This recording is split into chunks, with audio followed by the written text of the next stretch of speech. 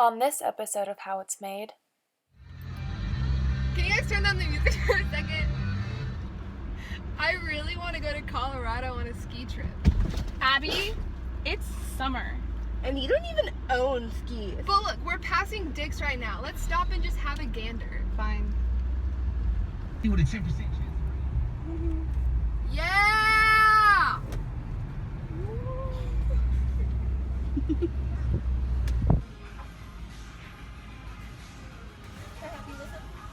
I don't see a price on any of these. How much are they? They're $49.99. Wow. That's so expensive. Yeah, we can make these for way less. How? It's simple conics. Duh. This happens a lot. When tracing your parameters, don't forget to align your input with focus on else, or else you will have a curve.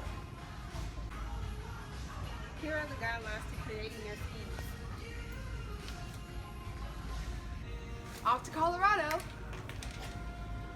The newest and most popular type of skis have a prop cut on each side, which shortens the turning area and makes it easier to turn the skis. Because we don't have the proper materials to make real skis, here's a sketch of what they would have looked like in the drawn representation of each ski's parabola.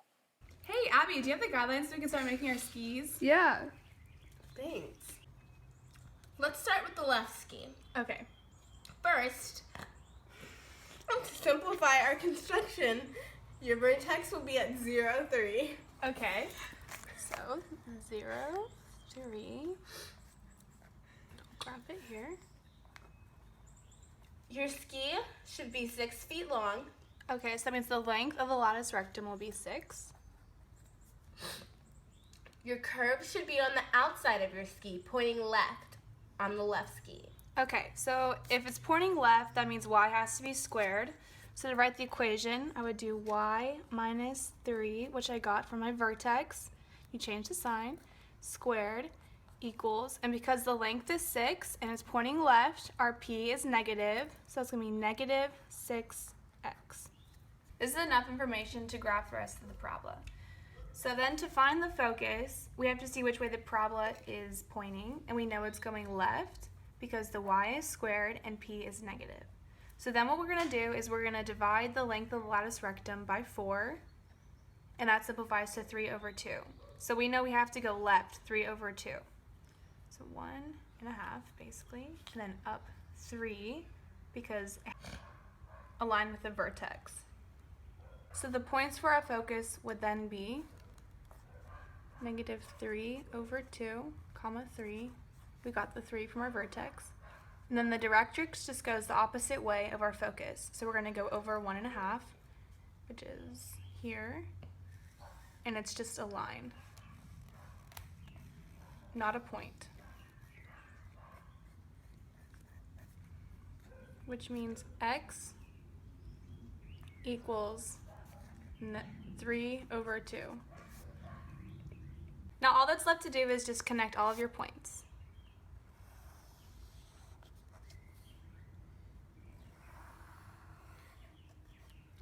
Parabolas. No.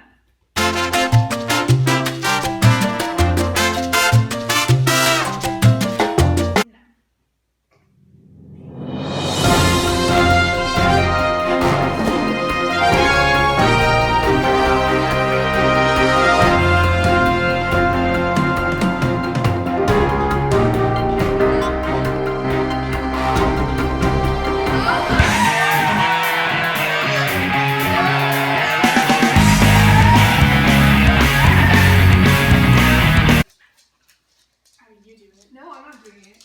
You do it. I'm not. That's no. the killer. That could be I'm the not killer. doing it. Guys, I'll do it.